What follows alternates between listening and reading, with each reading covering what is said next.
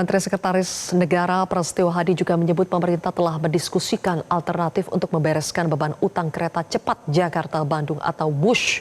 Pemerintah akan mencari solusi agar utang KCIC tidak membebani APBN.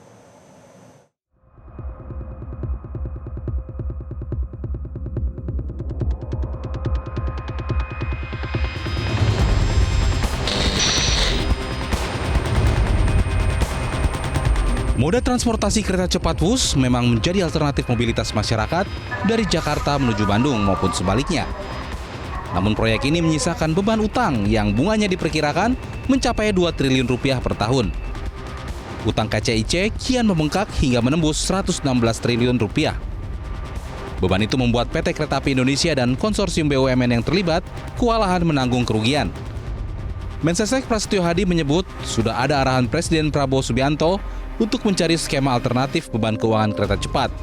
Bahkan menurut Mensesnek, pemerintah melihat potensi pengembangan jaringan kereta cepat hingga ke kota lain seperti rute Jakarta-Surabaya. Beberapa waktu yang lalu juga sudah dibicarakan untuk diminta mencari skema supaya beban keuangan itu bisa dicarikan jalan keluar gitu. Karena faktanya kan juga WUSH kemudian juga menjadi salah satu moda transportasi yang sekarang sangat membantu aktivitas seluruh masyarakat, mobilitas dari Jakarta maupun ke Bandung dan seterusnya. Dan justru kita pengen sebenarnya kan itu berkembang ya, tidak hanya ke Jakarta dan sampai ke Bandung, mungkin juga kita sedang berpikir untuk sampai ke Jakarta ke Surabaya gitu. Sebelumnya Menteri Keuangan Purbaya Yudi Sadewa menolak jika anggaran pendapatan dan belanja negara atau APBN dipakai untuk menanggung sebagian utang proyek kereta cepat Jakarta-Bandung yang dioperasikan oleh PT Kereta Cepat Indonesia China.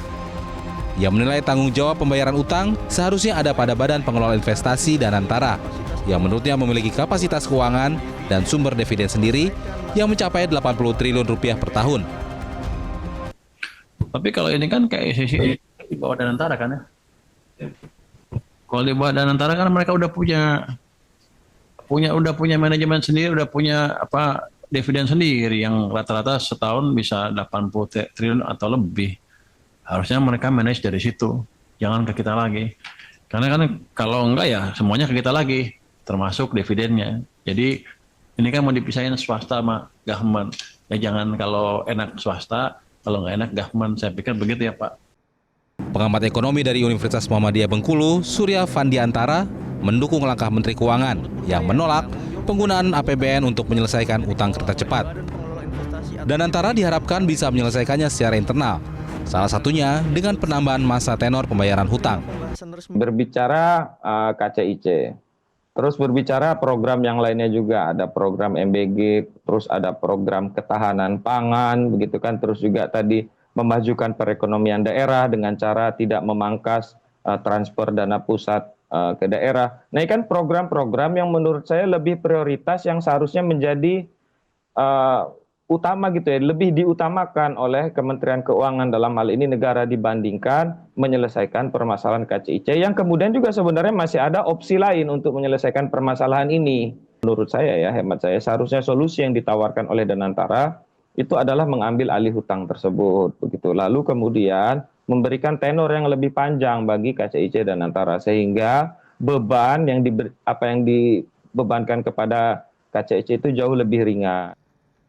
Semoga masalah utang ini bisa diselesaikan dengan cepat, serupa kecepatan laju kereta WUSH yang bisa mengantarkan penumpang dengan kecepatan hingga 350 km per jam dari ibu kota menuju kota kembang. Tim Liputan Metro TV. Jelajahi cara baru mendapatkan informasi. Download Metro TV Extend sekarang.